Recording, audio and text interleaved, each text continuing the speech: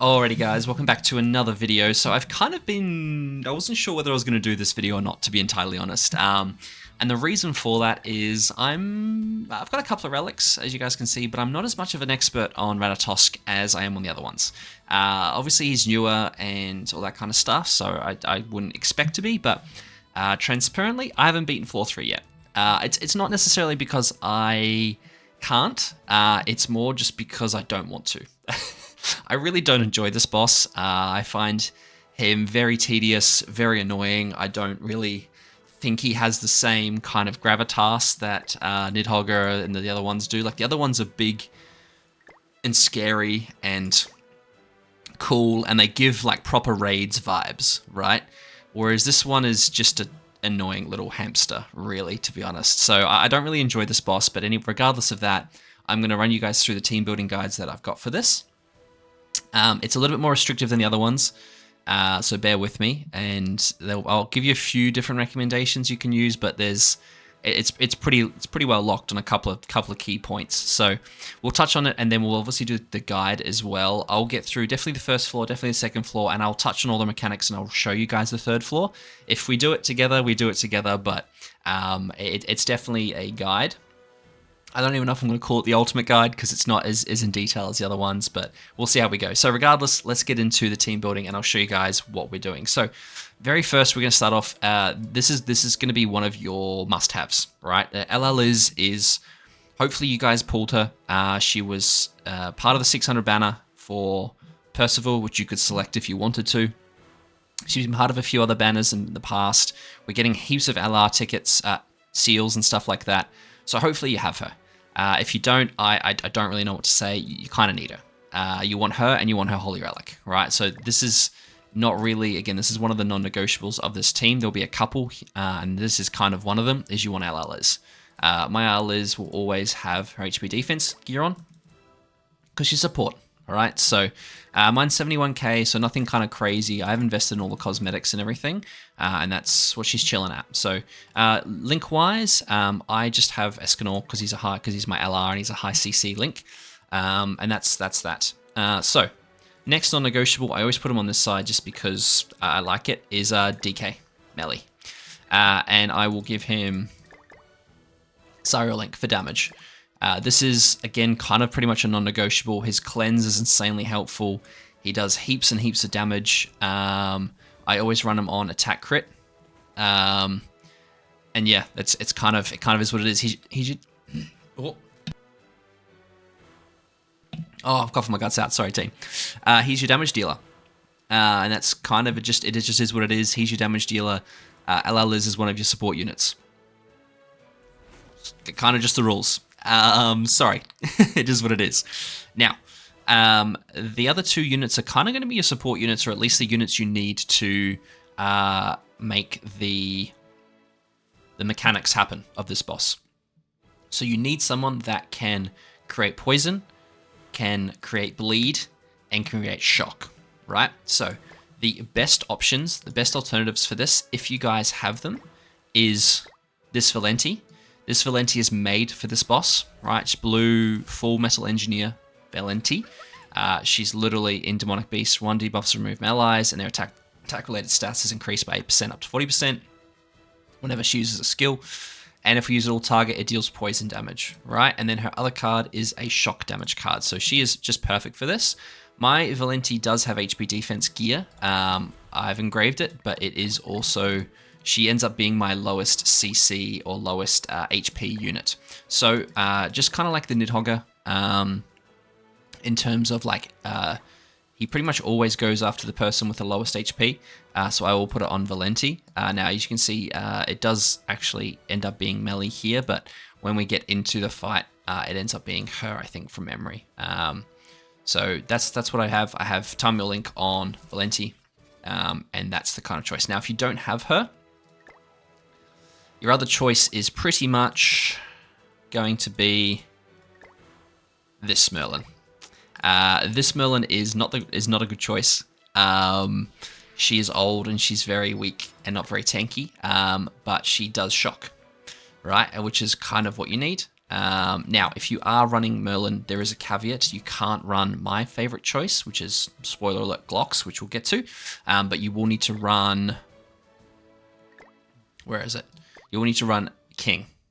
Now, this actually works pretty well because all 3 of these units are part of the 7 Deadly Sins characteristic. So you will get the increase in basic stats apart from LR Liz. So you can have him in as well. And he obviously has his poison card. And again, you will need his Holy Relic in order to create a bleed effect by using his AoE, either his ultimate or his weak point card, his AoE, right?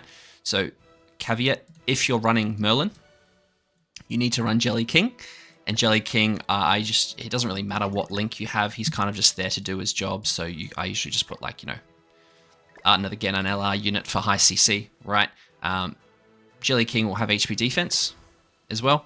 HP defense, attack, crit, HP defense on everyone else, right? So obviously you give Merlin her gear if that's what you're using. So this is the original team. So this is what happened. This is the team that people were running before Valenti came out. Just because this girl is so old, she really lacks a lot of HP and a lot of damage resistance. King goes okay, but you can pretty much probably get through. I think I finished floor 2 with this team, and it does the job. Now, if you do have Valenti, where is she? There she is. I highly recommend using Glocks, because Glocks has a bleed card, and also he increases your defense-related stats for each surviving ally. So it'd be 40% defense, for 30 or 40%. Can't remember exactly whether it includes him or not, but you get a 30% defense-related stat increase. So I like using Glocks here. HP defense, again, HP defense on everyone apart from melee. And this is pretty much the team that I run for this. So you're looking at, again, I feel like my math is wrong here somehow, or I'm forgetting something or missing something. But melee won't be the lowest HP. It will be Valenti, as you can see, 282 or 283. So she will the one with Tamio link, and then this is the team that I run. HP defense, attack, crit. In terms of links, it'll pretty much just be whatever. This will be HP defense when I switch it around properly, and then obviously attack crit on Sariel to help melee with his attack as well. This is the team I like to run. This is the card set I used. Basically, you just want to increase basic stats by 10%, right? And then the freeze is kind of irrelevant here, but the basic stats is what we're after. So if you can't run this team, again, I'll just quickly repeat and rinse. You're looking at running this Merlin, and if you're running this Merlin, you need to run Jelly King, right? Because again, you need to basically have units that can poison, bleed, and shock. So you get shock and poison from this girl, you get bleed from this girl, and then we've got damage from melee, and then we've got just support and healing from LR Liz. And honestly, that's kind of it. That's kind of your choices at the moment. I'm sure there's probably a couple of teams you can potentially run, like if you pull in... I haven't tried like the new Escanor yet. I don't know if he's going to be any good in terms of damage. I have a 6/6 ult, so it might be helpful. So maybe I could run him instead of melee. But just the fact, like, even then, not really, because melee's cleanse is very, very helpful, which we'll get into when we get into the actual boss itself, right? So the fact that he... Where is it? Removes... where is it? Participating battle, when the hero's dark energy. It's wherever it is here that it says it removes debuffs. You guys know what DK melee does by now, but the remove debuffs is just so clutch. You obviously can get away with it for Valenti. Oh, I suppose the one thing I did forget to mention actually is, and I forgot to mention it so much because she's just so useless, is Skadi. You can put Skadi in if you want to, and you could maybe take out melee, and you could maybe put in like a unit that doesn't cleanse the debuffs, because her thing is increasing with debuffs, kind of like the other one.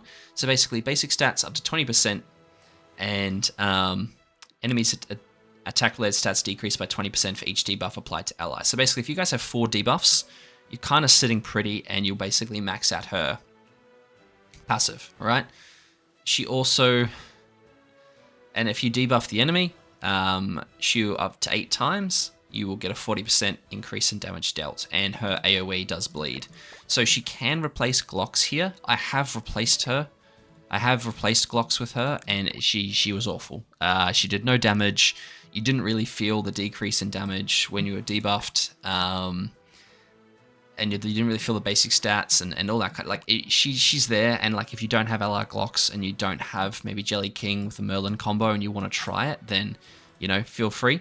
I ran her with, I want to say, attack defense. Yeah, it did mean I had to swap my Tamia Link around, but yeah, I just you know, nuts character design. I really do like the whole hunter thing. The hair looks sick, but like, yeah, she's just not good. I know with the 3-6 somehow, can't remember how, but yeah, I just wouldn't recommend it. So again, you can't go past Glocks for me.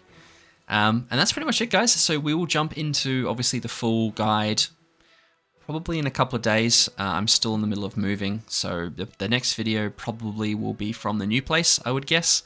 But we'll see on how quickly I move and what all my speeds are like. So yeah, that's the team building guide for Ratatosk. So what we're going to do is we've got HP defense, attack crit. So we'll very quickly change this.